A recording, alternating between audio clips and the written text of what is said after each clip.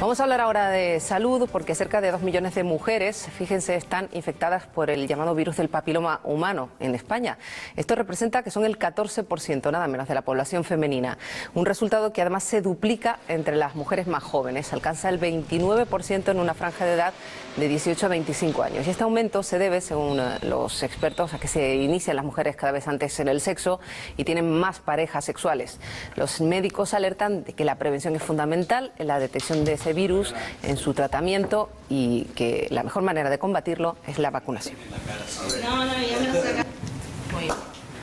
Pues siendo esta la enfermedad de transmisión sexual más común, la que más se transmite de una persona a otra, llama la atención que mucha gente pues desconozca incluso que existe. Vamos a hablar de este asunto, de la evolución negativa incluso que puede tener este virus, con Francisco Montes de Oca, que es jefe del Servicio de Ginecología del USP La Colina. ¿Qué tal? Hola, ¿qué tal? Muy buenos días, gracias por acompañarnos un día más en Montes de Oca.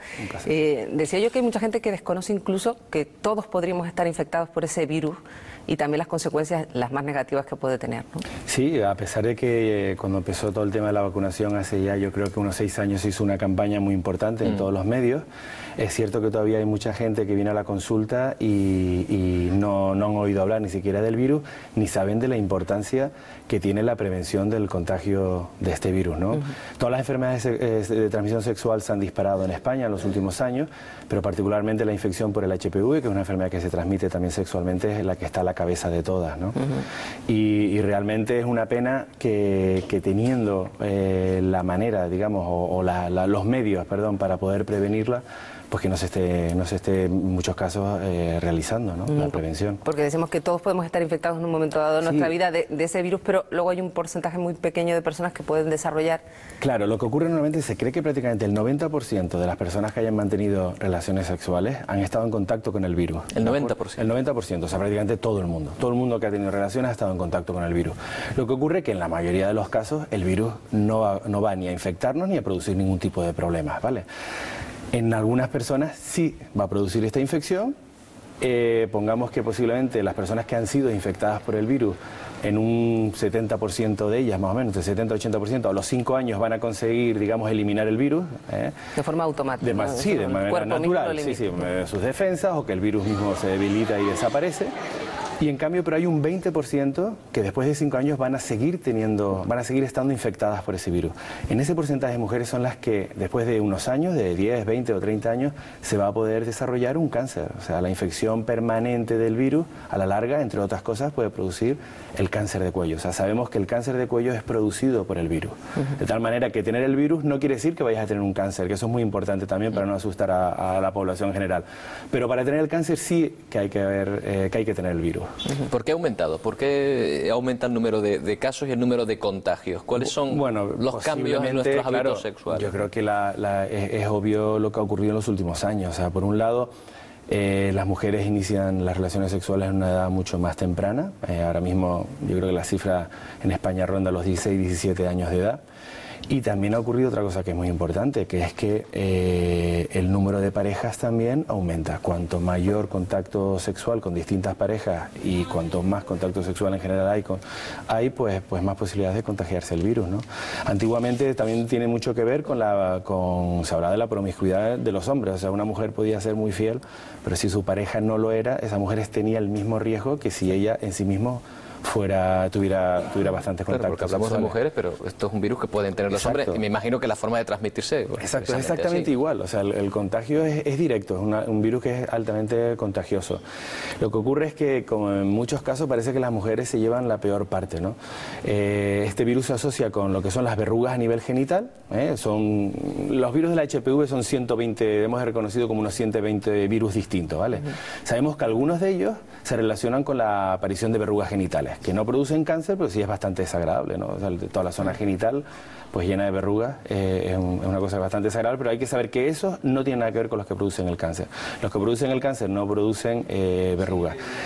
En la mujer producen el cáncer de cuello, que es el segundo cáncer más frecuente en las mujeres jóvenes, y en el hombre se asocia, pero posiblemente con el cáncer de pene, también se ha asociado con el cáncer de ano, con el cáncer de faringe, pero ya estos de por sí son unos cánceres relativamente raros, poco frecuentes, cosa que lamentablemente no lo es el cáncer de cuello en las mujeres. ¿Y qué pasa ahora con la vacuna? Porque los padres tienen ahora esa posibilidad de ¿a qué edad habría que poner esa vacuna y qué es lo que consigue esa vacuna? ¿Evitar que se desarrolle un cáncer? Bueno, vamos a ver, lo de la vacuna fue una cosa que ha sido un poquitito lamentable como empezó todo, en el sentido de que ya en España llevan más de 6 millones de mujeres vacunadas en los últimos años. Ahora mismo dentro de la vacuna del HPV es una vacuna que está dentro del calendario habitual con el cual vacunamos a todos nuestros hijos, ¿no?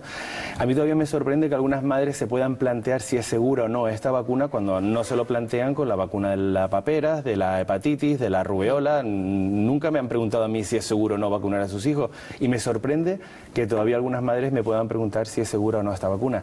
Y todo esto quizás es a raíz, no sé si se acuerdan que hace unos años en Valencia 2 niñas tuvieron una reacción un poco rara que se asoció con esta vacuna. Eso estuvo en todos los medios, ¿no? Y creó una gran alarma social. Lo que no tuvo la misma repercusión fue, digamos, las conclusiones a las que llegaron pues un grupo de expertos ginecólogos, la farmacología nacional, en la cual se determinó que las reacciones que habían tenido las niñas no había tenido nada que ver con la vacuna, o que eran reacciones que podían haber tenido después de haberse vacunado a lo mejor del sarampión, ¿no? Con lo cual los padres tienen en su mano la posibilidad de proteger a sus hijas de un posible cáncer, que eso no se puede hacer con otros tipos de cáncer. Es increíble. Y deberían gratuitamente, gracias a Dios, de las cosas que está se incluye dentro de las a los 14 años nada más. Es a los 14 años cuando hay que ponerla. Claro, en España es cuando se le va a ofrecer a la hija, a la niña, a los 14 años de edad. Nuestra misión como ginecólogos, yo cada vez que me viene una mujer a la consulta, sobre todo si es una mujer joven, de menos de 30 años, yo le animo a que se vacune, sin ninguna duda. Sí, porque las mujeres ya que han tenido hijos que ya no tiene nada que ver, o sea, esa es otra de las grandes confusiones que hay. Hay muchas mujeres que lo que le preocupa es, bueno, si ya ha tenido relaciones no tiene sentido, ¿no? Y eso no es así, o sea, para empezar, las vacunas que hay en el mercado no es solo contra un solo tipo de virus, o sea, es contra el HPV, pero hablamos generalmente del número 16 y el número 18, que son los que más se asocian con el cáncer de cuello, pero también pueden ser efectivas con virus que se parecen mucho a eso y que son los causantes, digamos, del otro 30% de cáncer de cuello. ¿Pero una mujer de 40, de 45 años debería ponérsela o no, ya no tiene digamos que las recomendaciones en líneas generales de la Sociedad de Patología del Cuello, yo recomendaría a todas las mujeres, de luego mujeres jóvenes de menos de 26 años, 30 años, se deben de vacunar. Tengan o no tengan relaciones sexuales. Tengan o no tengan relaciones. Después también yo le recomendaría, por ejemplo, si una paciente mía con 40 años se separa, pues inevitablemente, aunque ella jure que nunca más va a tener relaciones con un hombre porque ha terminado fatal o lo que sea, es inevitable que esa mujer, llegado el momento, vuelva a estar en contacto con el virus. Por lo tanto, es una señora que debería de vacunarse. Y también, cuando nosotros hacemos la citología justamente para prevenir este cáncer, ¿verdad? El cáncer de cuello, por eso es tan importante hacerse la citología, porque podemos descubrir las lesiones antes de que se conviertan en cáncer.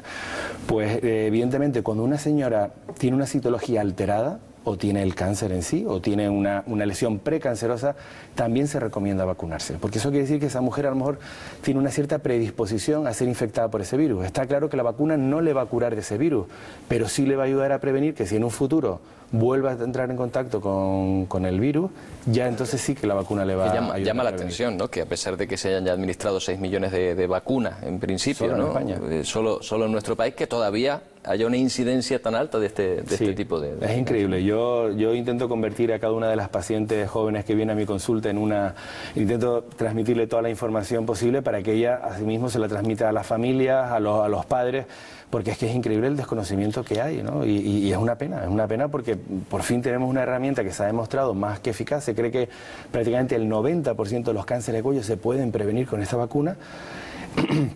Perdón, y es una pena que siendo disponible para todo el mundo, pues que no estén aprovechando, ¿no? Perdona, Roberto. Porque la higiene, es que antes lo estábamos hablando también, la higiene en este caso no sirve de nada. Es decir, uno puede ser perfectamente limpio, cuidarse, llevar a cabo todas las medidas higiénicas, pero eso por sí solo no protege. Ni el preservativo. Ni siquiera el preservativo. Ni siquiera el preservativo, o sea, entonces...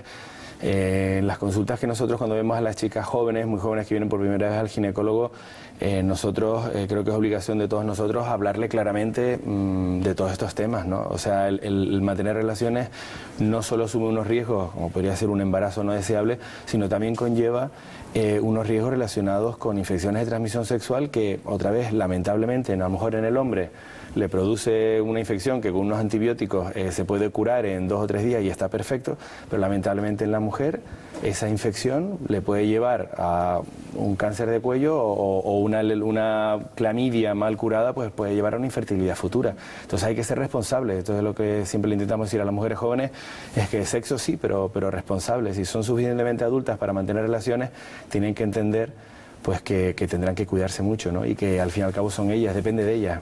Bueno, pues ahí está nuestra recomendación. Doctor Montes de Oca, muchas gracias una vez más por acompañarnos. Buenos días. Gracias, buenos días.